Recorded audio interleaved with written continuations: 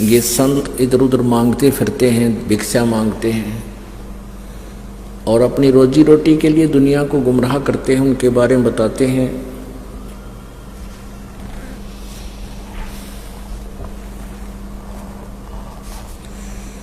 क्या बताते हैं?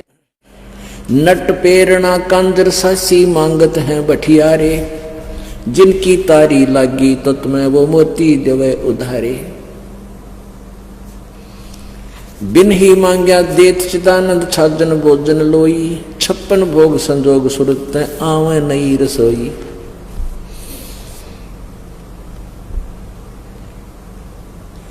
आपसे आवे रतन बराबर मांग्या आवे लोहा, लक्षण नहीं जोग के जोगी जा बस्या बन खोहा। एक मांगे एक बक्सा घाल ले पामर खावे प्रीत बिना, शब्द हमारा बूझो भाई समझ न आवे अतीत बिना। टूका कारण फिरे कुकरा 70 घर फिर आवे, ये तो लक्षण नहीं साधु के क्यों बाणा बिरद लजावे।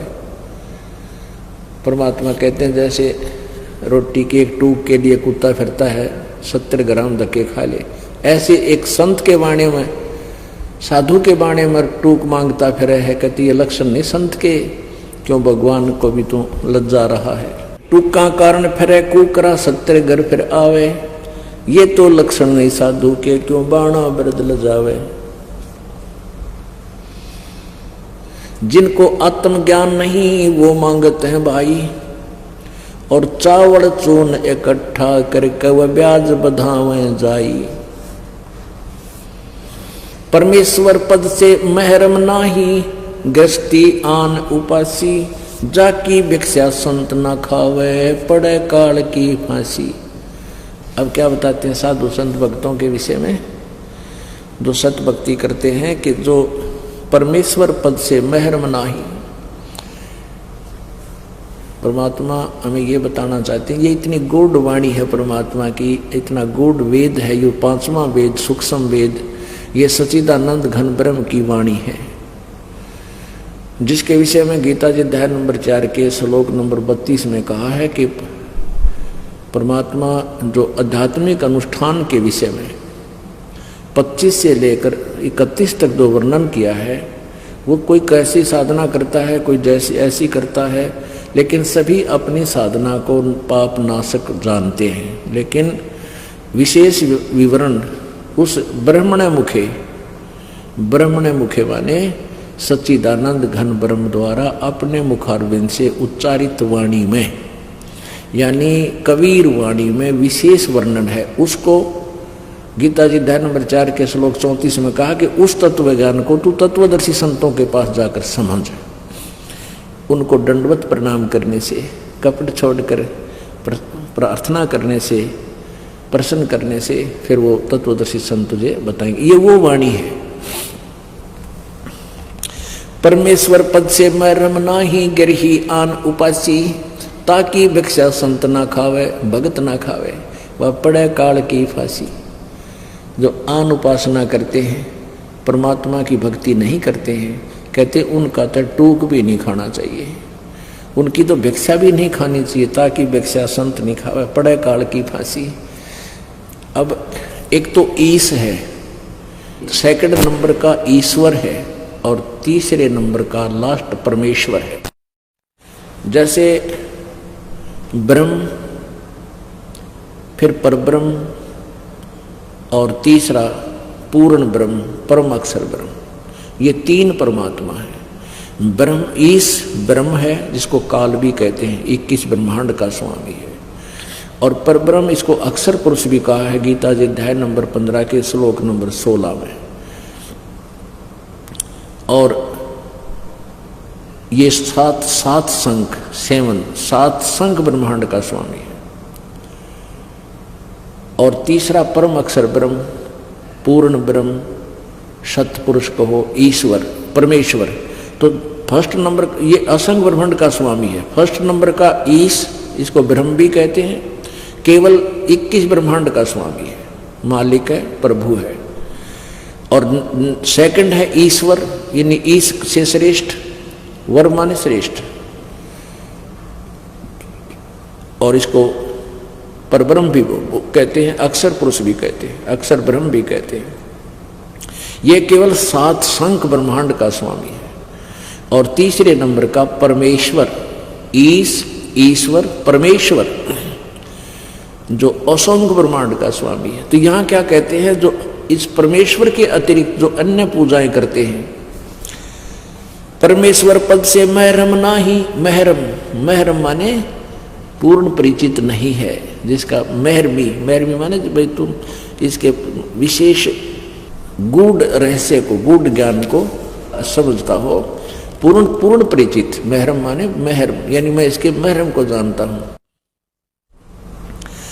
परमेश्वर पद से महरम नाही, गिरही आन उपासी, जाकी भिक्षा संत न खावे, पड़े काल की फांसी।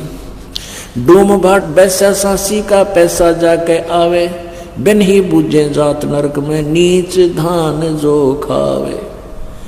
डूम भाट बैसा सांसी कहते इस प्रकार के जो व्यक्ति हैं, ऐसा कर्म करते हैं, तो उनका भोजन खाने से कहते बिना बूझे नरक में जाओगा इंसान। नट पेरना कांदर सांसी, ब्राह्मण बुरा कहावे, कसाई डाकौत बराबर सब बढ़िया कह जावे। ओह, नट पेरना कांदर सांसी, ये ब्राह्मण बुरा कहावे, और कसाई डाकौत बराबर, डाकौत जो है कसाई बराबर है, और जो सब बढ़िया कह जावे। अपने आत्माओं नट पेरना कांदर सांसी, और ब्राह्मण को बुरा कहा है मालिक ने। अब जैसे कबीर जी की वाणी को, परमेश्वर की वाणी को बताकर हम छोड़ दें तो दुख हो आप जी को, क्योंकि ब्राह्मण हिंदू समाज का गुरु जी कहलाता है। लेकिन ये इनकी हिस्ट्री में ही लिखा, जिसको हिंदू समाज जिन ग्रंथों को सत्य मानता है। अब यहाँ दिखाना पड़ेगा, क्योंकि ये एक ऐसा जटिल प्रश्न है, अगर समय पर समाधान नहीं हुआ तो ये मार्ग में बाधक बन जाता है। ये देखिएगा, श्रीमद् देवी भागवत, गीता प्रेस गोरखपुर से प्रकाशित है।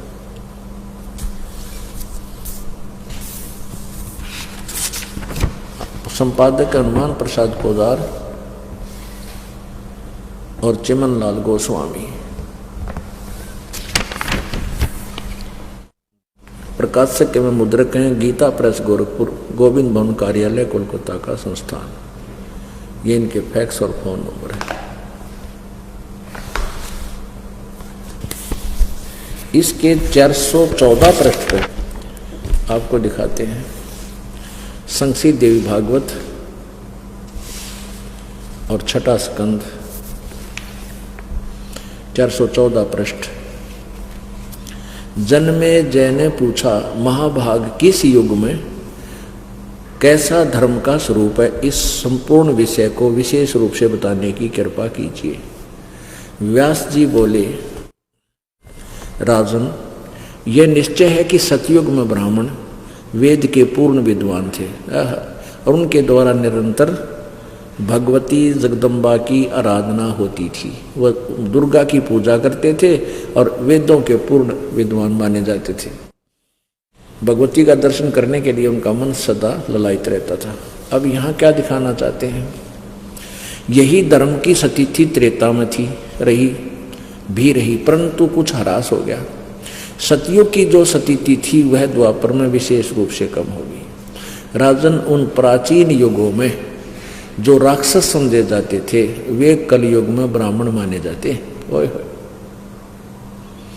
क्योंकि अब के ब्राह्मण प्राय पाखंड करने में तत्पर रहते हैं, दूसरों को ठगना, झूठ बोलना और वैदिक धर्म कर्म से अलग रहना कलयुगी ब्राह्मणों का स्वाभाविक गुण बन गया। अपनी आत्मा ये जच जाएगी, परमात्मा की वाणी अपनी जगह बना लेगी कि ब्राह्मण के विषय में क्या बोल रहे हैं परमात्मा। नट पेरना कांदर सांसी, ब्राह्मण बुरा कहावे, कसाई डाकौत बराबर सब बढ़िया कह जावे। ये डाकौत कहते हैं, कसाई कैसे हैं, मांग कर डरा धमका कर किसी ने तरह न्यू हो जाएगा, ग्रह चढ़ रहे हैं, फलाना चढ़ रहे हैं, और फिर वहाँ से लेकर पैसा, आटा चावल नमक कुछ भी मिल जाओ न तो, और फिर बेच के लाला जी के, और फिर कोई गुटी लाओगा या ब्याज पर पैसे देगा।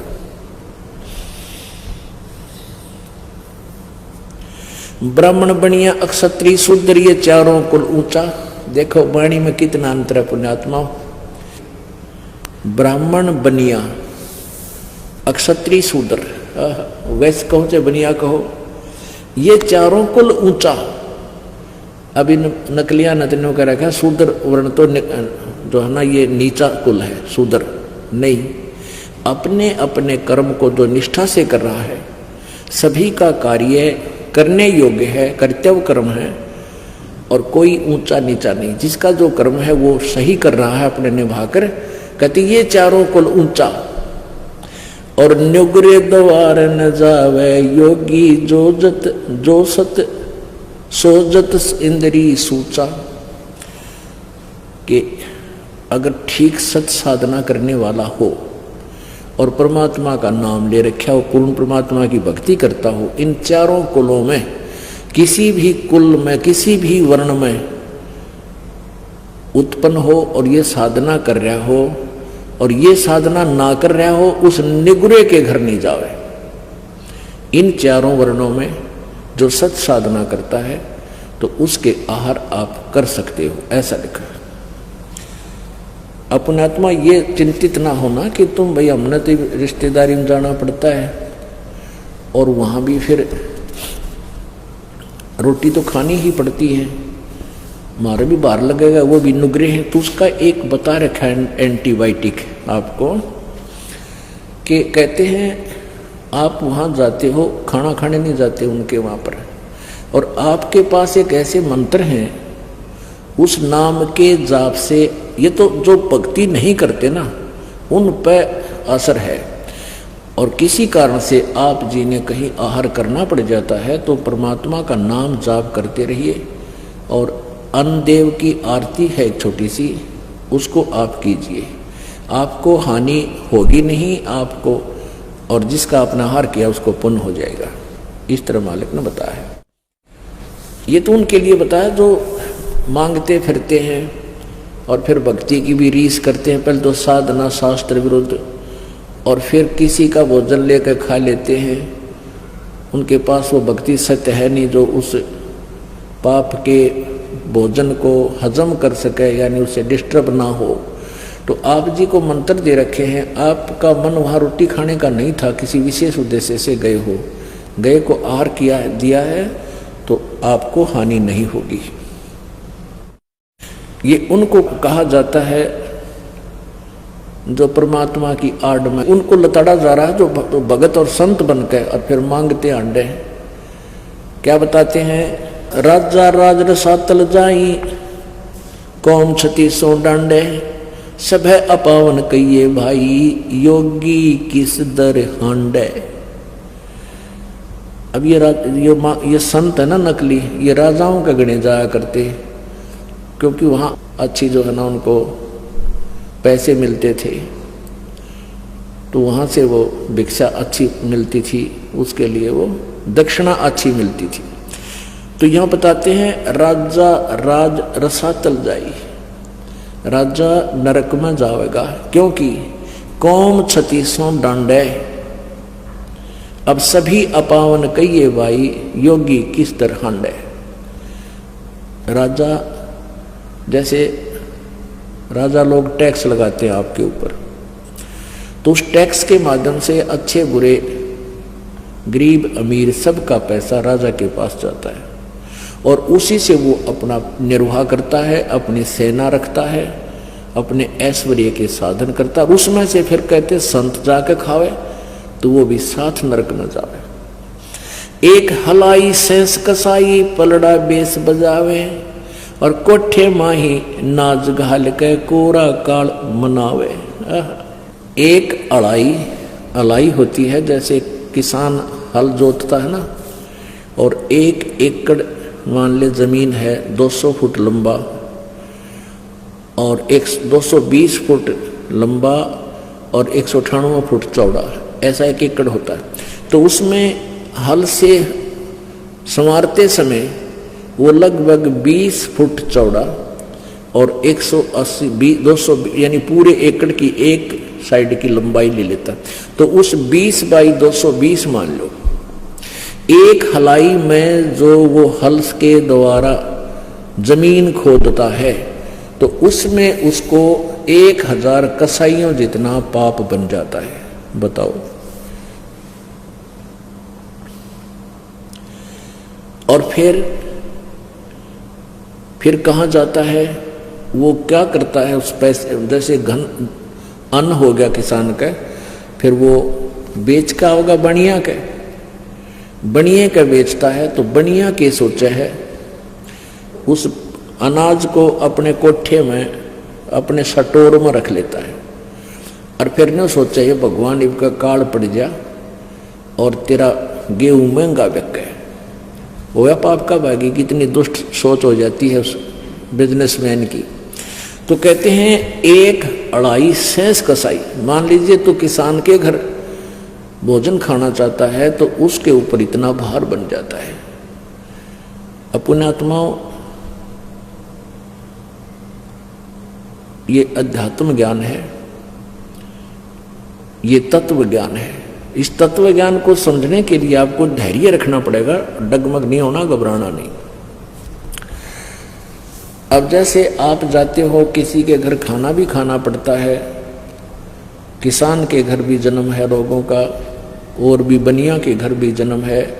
तो जैसे हम प्रतिदिन कपड़ा पहनते हैं, जैसे हम प्रतिदिन कपड़ा पहनते हैं और ये मैला हो जाता है, स्वाभाविक है, तो इसको धोने के लिए साबुन और जल का प्रयोग किया जाता है, ये स्वच्छ हो जाता है। ऐसे आपको एक मंत्र दे रखा है सतनाम।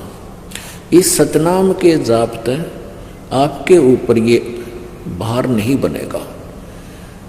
अब जैसे आप किसी रिश्तेदार के यहाँ चले गए, आपने आहार तो करना ही पड़ेगा, अपने मंत्र जाप करना, आरती करें, और अब आपको तो लाभ बाहर बनेगा नहीं, क्योंकि आपके पास तो वो साबुन और जल है, मैल कट जाएगा। और आपको आहार कराने में जिसके घर आपने भोजन पाया उसको पुण्य मिलेगा, क्योंकि संत भगत के खिलाने का, भोजन कराने का बहुत पुण्य होता है।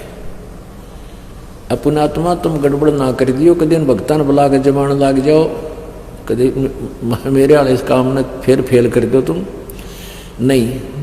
अपनी भक्ति करो, सब न राम नाम पर ला दो, और वो भी भक्ति भी। तो फिर वो दूसरा तरीका, पहले क्या था, या परमात्मा आते हैं एक सुचारू, स्वयं आते हैं या मेरे जैसे दास को भेज देते हैं, ज्ञान वही होता है, परमात्मा विधान वही होता है, अप्लीकेबल वो खुद भी करते हैं, अपने नुमाइंदे रिप्रेजेंटेटिव से भी उसको वो सुचारू करवा देते हैं, लागू करवाते हैं।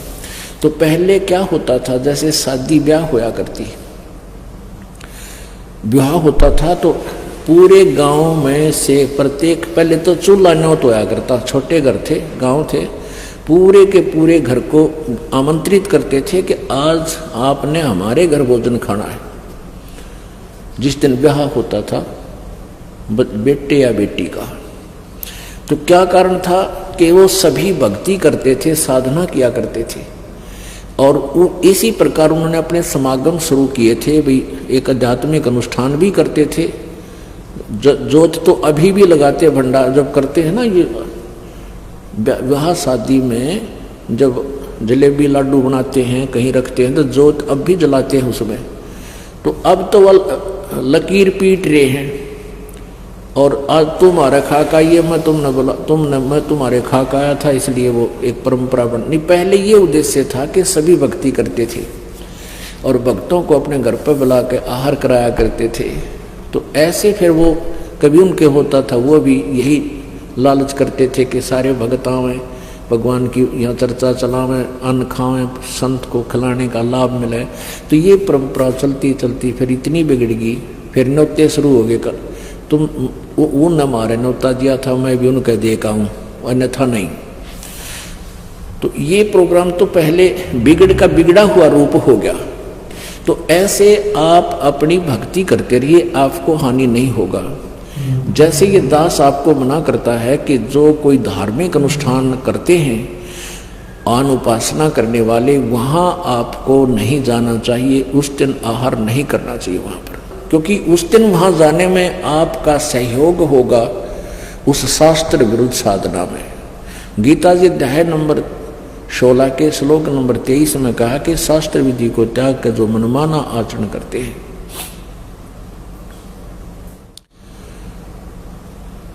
वो उनको न तो कोई सुख होता है, ना कोई सिद्धि होती है, और न ही उनकी गति होती है, अर्थात यूजलेस।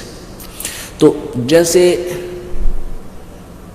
शास्त्र विधि त्याग कर मनमाना आचरण करने वाले को परमात्मा के द्रोही कहा है, यानी विधान तोड़ रहा है। जैसे कोई चोरी करता है या कोई और अवैध कार्य करता है, उसमें आप भी सहयोग देते हैं तो दोनों दोषी होते हो, इस प्रकार। और वैसे आप कहीं जाते हो, खाना उद्देश्य है, लेकिन जो मांस मिट्टी शराब वगैरह प्रयोग करते हो उनका तो आहार भी नहीं करना चाहिए। जिस दिन कोई जैसे धार्मिक अनुष्ठान करते हैं, ये ड्रामाबाजी को 13वीं, कोई 17वीं, कोई की तो और लड़का हो गया तो और पंगा, तो उनमें नहीं जाना चाहिए आप जी को, बिल्कुल भूल के भी नहीं जाना चाहिए। वैसे रिश्तेदारी में आओ जाओ कोई दिक्कत नहीं, वहाँ रुकना पड़े रुको, अपना नित्य नियम क्रिया डेली की करते रहो, कोई दिक्कत नहीं आएगी।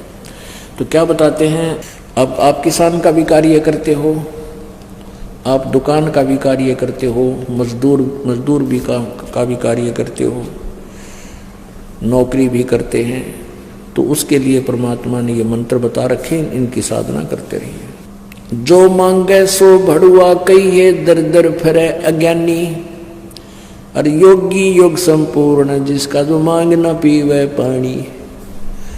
पुण्यात्माओं, इस दास को सन 1994 में दीक्षा देने का आदेश मेरे पूज्य गुरुदेव जी ने किया था। उस समय ये दास सर्विस करता था जूनियर इंजीनियर सिविल की पोस्ट पे,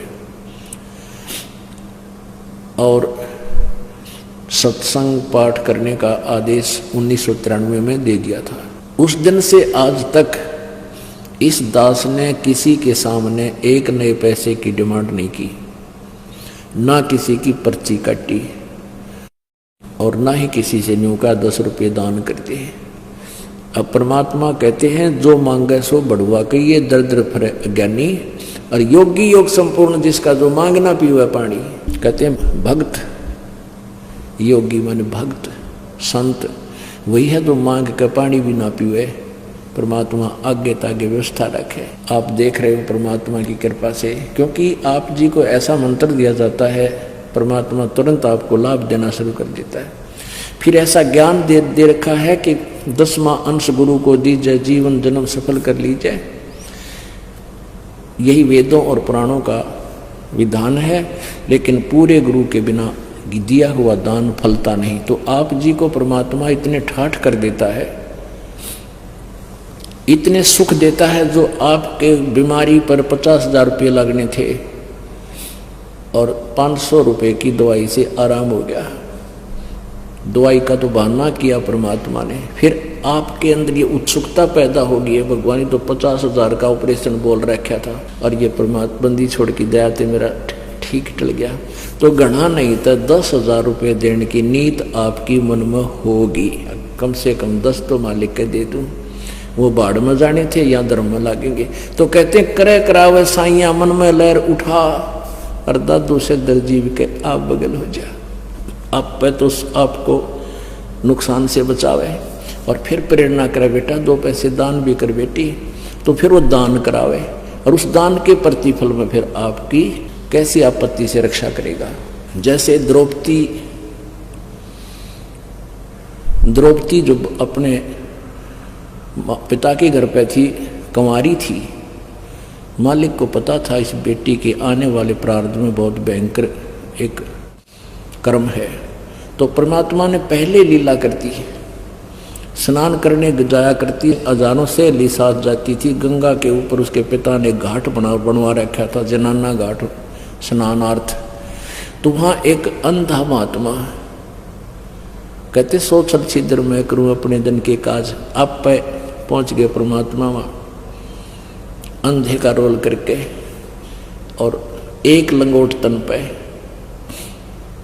एक लंगोट तन पे, और वो इतने पानी में पहले स्नान कर रहे थे। फिर लड़कियों की आवाज़ सुनी, सुबह सुबह की बात है, जैसे सूर्यास्त होने से कुछ पहले। तो साधु संत ने सोचा भाई संत लड़कियां आ गई और तू एक वस्त्र ओनली कोपिन है तेरे पास, और वस्त्र है नहीं, तू गहरे पानी में हो जा। वो थोड़ा सा गहरे पानी में हो गया, और गहरे पानी में जब चला गया तो उसकी वह मलमल का नहावा था, वो लंगोट टूट गया और वो बह गया पानी में, निवस्त्र हो गया। महात्मा खड़ा है पानी जल में। अब कहते हैं साधु दर्शन राम का मुख पर बसे सुहाग, दर्श उन्हीं को होते हैं जिनके पूर्ण भाग। अब द्रौपदी ने देखा कि संत स्नान कर रहा है, और पुण्यात्मा जो होती हैं भगत और संत को देख कर घनी खुश होया करें, और निकम्मी आत्मा संत और भगत जड़ा करें, बूंदी अच्छी कटी जड़ी कहा करें, वो पाप कमाया करें। तो द्रौपदी ने सोचा साधु स्नान कर रहा है, इतना नहा लेगा, मैं भी स्नान कर लेती हूँ।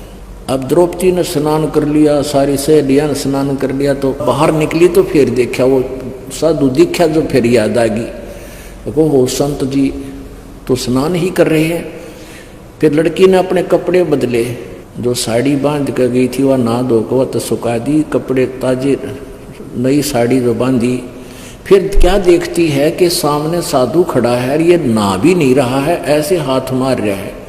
वो न्यों सोचा था संत कि कोई कपड़ा बह के आ जा और अपने पर्दे पर लपेट कर मैं यहाँ से चला जाऊँ, और शर्म का मारा वो इतने पानी में चला गया कि मैं निवस्त्र हूँ। लड़कियाँ साथ में नहा रही हैं और लज्जित होएंगी, मुझे शर्म आ रही है, इतने पानी में चला गया। और वो ऐसे हाथ मार रहा था, ऐसे ऐसे लंबे लंबे हाथ करके। लड़की ने सोचा संत जी स्नान नहीं कर रहे, ये तो कोई वस्तु ढूंढ रहे। फिर अपनी ध्यान दृष्टि से विचार किया कि ओहो महात्मा तो निवस्त्र है, बाहर कोई कपड़ा है नहीं, और ये शर्म के मारे बाहर नहीं आ रहा, और मैं बोलूँगी तो घने शर्मिंदे हो जाएंगे, जब थोड़े से आगे चले गए तो बह जाएंगे पानी में, ये शर्म बहुत मान रही है। तो द्रौपदी ने क्या किया, अपनी साड़ी में, अपनी ही साड़ी में एक गट का, एक बिलात का, यानी 9 इंच लगभग कपड़ा पाड़ा, ऐसे चौड़े पड़ते हैं, और वो पानी में बहा दिया। अब वो हाथ जरूर मार रहे थे पर दिखाई नहीं दे रहा था, वो साथ से निकल गया। लड़की ने दूसरा कपड़ा पाड़ा, तीसरा पाड़ा, चौथा पाड़ा, यानी 1-2 बिलात में लगभग 1.5 फुट पाट जा गई। 7-8 ऐसे 7-8 कॉपी टाइप की पाड़ के कपड़े डाल दिए। साधु संत का हाथ नहीं लगे क्योंकि वो ब्लाइंड था। तो उसमें क्या किया, एक लंबी लकड़ी लाई उठा के, और एक बिलात का और कपड़ा पाड़ा, एक गठ का, और लकड़ी का लपेटा दिया, और धीरे धीरे धीरे धीरे महात्मा जी जैसे हाथ कर रहे थे ना, उस हाथ के आसपास कर दिया वो कपड़ा। संत ने ऐसे कपड़ा पकड़ा और शुक्र मनाया, हे भगवान बड़ी दया करी आपने, बड़ी दया करी। अब उसने देखा अंधे के हाथ जो आँखें के काम करा करें, उसने देखा कि यू वैसे बहा हुआ आया नहीं है कपड़ा, ये तो किसी बेटी की साड़ी है, और उसने मेरे लिए ही इस आकार का, कोपीन के आकार का, लंगोट के आकार का पाड़ के दिया है। अब उस महात्मा ने वो कपड़ा अपने पर्दे पर लपेटा और आशीर्वाद दिया हृदय से कि बेटी आज तने मेरी इज्जत रखी है, भगवान तेरी इज्जत रखे, और तुझे गणाए दे, यू कपड़े गणाए वस्त्र दे। अब कहते हैं साधु बोले सहज सुबह, और 7 वचन पलटे नीचे पलट जाओ ब्रह्मंडे। अगर संत है तो पुण्यात्माओं, इस प्रकार वो परमात्मा अपनी व्यवस्था करवा देता है अपने बच्चों के लिए पहले से ही। तो ऐसे ही हम मालिक की शरण में जब रहेंगे तो हमारे लिए पहले ही व्यवस्था करवा देता। जैसे आपके ऊपर कोई आपत्ति आनी हो, ऐसी प्रेरणा करेगा, ये दान कर दूँ, न्यों कर दूँ, तो फिर उसके कारण ना जाने कित जाके के बला टालेंगे परमात्मा। जब द्रौपदी का तीर नहीं समाप्त हुआ, दुर्योधन और दुशासन उसको नंगा करने लगे, तब श्री कृष्ण जी पांडवों के धार्मिक गुरु थे। तो फिर द्रौपदी ने पूछा, जब कभी कृष्ण जी वहां आए, कि हे भगवान, मेरे ऐसी कैसी रजा हुई, मेरे ऊपर बड़ी दया हुई परमात्मा की। तो कृष्ण जी ने बताया अपने दिव्य दृष्टि से देख के कि द्रौपदी, तूने कभी किसी साधु संत को एक कपड़ा दान किया था, एक ही लीर, क्योंकि जो उसको मिली वही दान दिखा उसने से कृष्ण जी ने। एक लीर यानी छोटा सा टुकड़ा दान दिया था, जिसके कारण आज तेरा ये ढेर लगा दिया मालिक ने। तो द्रौपदी कहती है, परमात्मा, एक लीर के कारण मेरे हो गए चीर अपार, और जब मैं पहले जानती तो सर्वस्व देती वार। इसे महापुरुष पहले मुझे पता होता कि संत के ऐसी सेवा करने से इतना पुण्य मिलता है, ऐसे संकट टलते हैं, तो पता नहीं मैं कितना समर्पण कर देती। तो पुण्यात्माओं, ऐसे आपके ऊपर परमात्मा रजा बख्शते हैं। फिर आप से दान भी वही कराते हैं, करे करावे साइया मन में लहर उठा, और दादू से दरजीव के आप बगल हो जाओ। अब देखो, पुण्य एक विचार करने की बात है कि जैसे द्रौपदी एक राजा की लड़की थी और उसके साथ नौकरानियां भी सैकड़ों के साथ गई हुई थी। अब वहां द्रौपदी ने लालच किया, कहते लोभ करे तो ऐसा करे, बैराग नाम है त्याग का 5-25 माह। अब जैसे लोभ लालच हो तो ऐसा हो, क्या लालच कि उसने ये, अगर वो कहती अपनी दासी को, अपनी नौकरानी को कह देती कि भी इसको महाराज को साड़ी बहा दे इस कपड़ा उसके लिए, तो साड़ी की साड़ी डलवा देती, क्योंकि नौकरानी को पता था कहूँगी इसके आदेश से एक साड़ी दूंगी तो 10 साड़ी देगी मुझे घर जाने पर।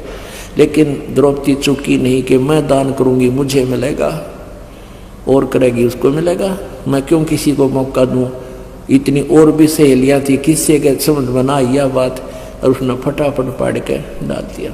तो परमात्मा ये कहते हैं कि जब तुम्हें ज्ञान हो जाएगा